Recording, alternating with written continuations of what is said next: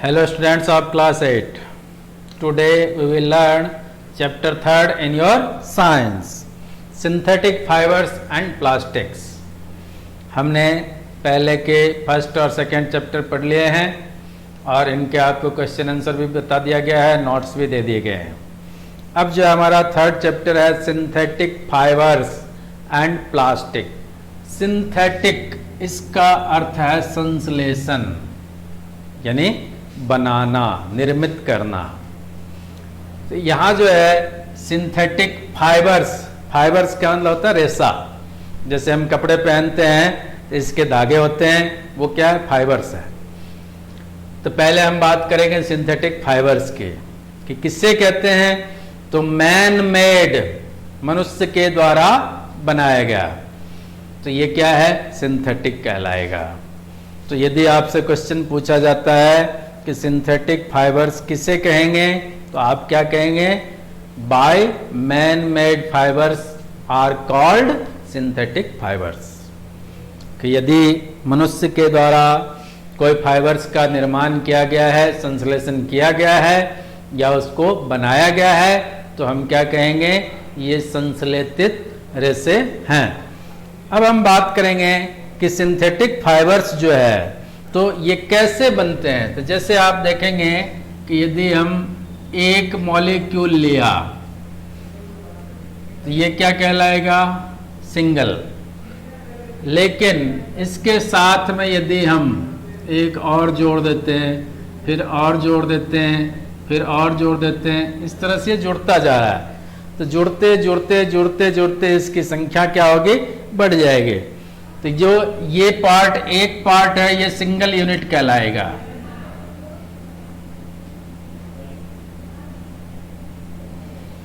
लेकिन जब इस सबको मिलाकर के हम बात करते हैं तो इसकी संख्या बढ़ती जा रही है.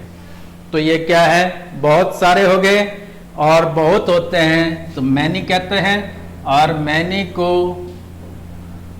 पॉली कहते हैं.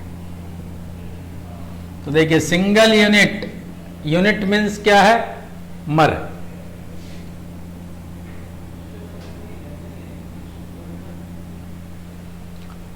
अब यही यदि बहुत सारे हैं तो इसके साथ में इसको जोड़ दिया तो पॉलीमर बन गया.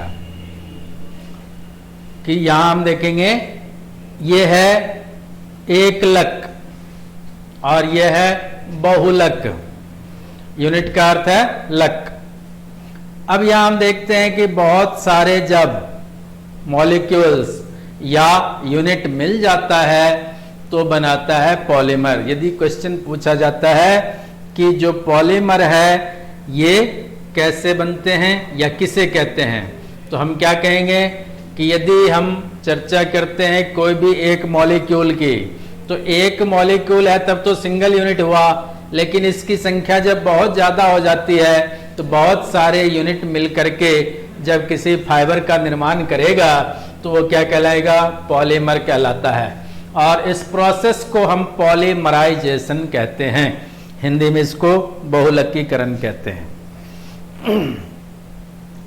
अब हम देखते हैं कि सिंथेटिक फाइबर्स जो है ये कितने प्रकार के हैं. तो जैसे आपने नाम सुना होगा कि कॉटन, जो सूती कपड़े आते हैं, ये क्या है? कॉटन. ऐसे ही कपास, नाम सुना होगा आपने.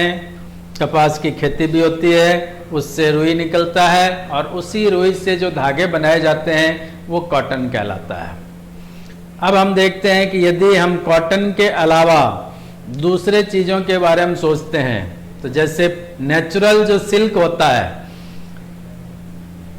तो नेचुरल सिल्क जो है ये क्या है? रेशम. और इसका निर्माण जो होता है एक वर्म के द्वारा होता है, इंसेक्ट के द्वारा होता है, जिसको सिल्क वर्म के नाम से जाना जाता है. अब जैसे कॉटन और सिल्क ये दोनों तो आगे नेचुरल में है.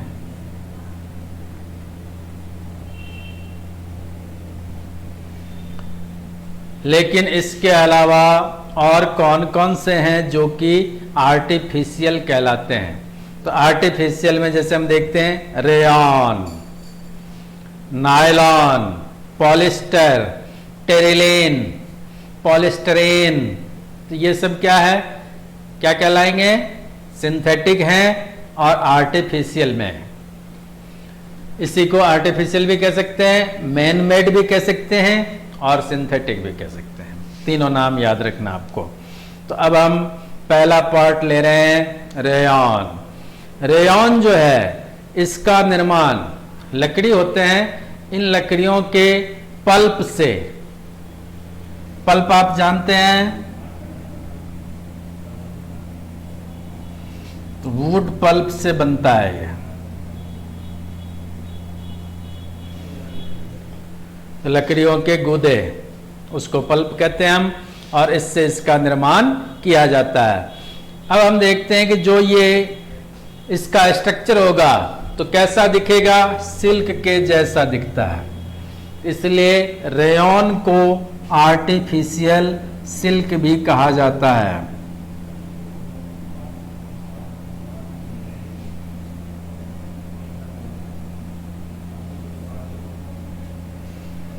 रेयॉन ही आर्टिफिशियल सिल्क भी है, इसको रेयॉन भी कहते हैं। और इसमें क्या करते हैं, जो वुड पल्प है इसकी सहायता से इसका निर्माण किया जाता है, लेकिन साथ में कुछ केमिकल्स मिलाए जाते हैं, जो आप जब 10th क्लास में जाएंगे तब ये समझ में आएगा।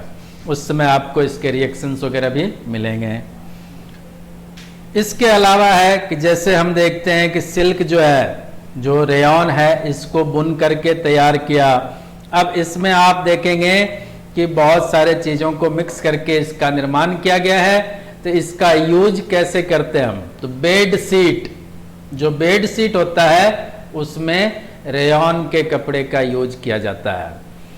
और बहुत सारे कारपेट वगैरह होते हैं, उस कारपेट में भी इस रेयॉन का यूज किया जाता है।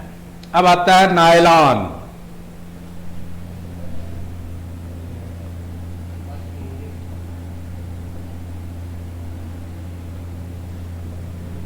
देखिए नायलॉन क्यों नाम पड़ा, तो NY से न्यूयॉर्क और LON से लंदन।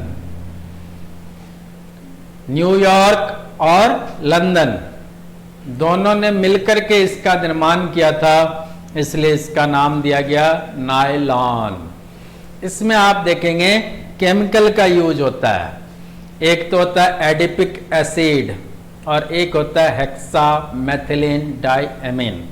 दोनों को मिला करके इस नायलॉन का निर्माण किया जाता है।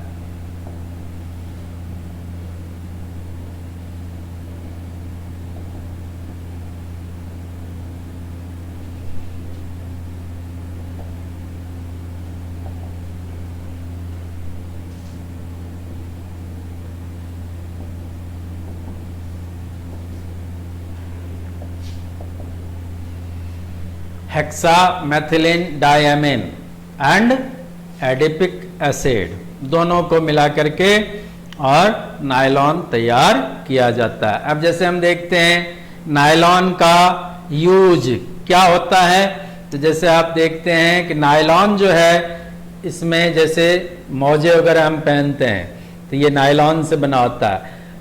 टूथब्रश जिसका आप यूज करते हैं दांत को साफ करने के लिए, ये भी नायलॉन से बना होता है। जैसे हमारे शर्ट के बटन होते हैं, ये भी नायलॉन से बने होते हैं। इसके अलावा जैसे कार सीट का बेल्ट होता है, ये भी इससे बना होता है। ऐसे ही स्लीपिंग बैग्स, घरों में आप पर्दा लगाते हैं, ये भी नायलॉन के बने होते हैं। तो ये आज का जो हमारा टॉपिक है सिंथेटिक फाइबर्स। इसमें हम देखते हैं दो प्रकार के फाइबर्स के बारे में पढ़ा, साथ में जो सिंगल यूनिट है उसको हम क्या कहेंगे, सिंगल यूनिट है। तो ये सिंथेटिक फाइबर जो बनाया जाता है, तो सिंगल यूनिट को जोड़ जोड़ के और बहुत सारे यूनिट बना देते हैं हम, तब इसको पॉलीमर कहते हैं। और पॉलीमर जो है पॉलीमराइजेशन के द्वारा तैयार होता है। फिर डिफरेंट टाइप के अपने जो फाइबर्स हैं उसमें कॉटन और सिल्क ये नेचुरल हैं। बाकी जैसे रेयॉन, नायलॉन, इसके अभी हमने दो पढ़े हैं। ये सभी क्या है, आर्टिफिशियल है।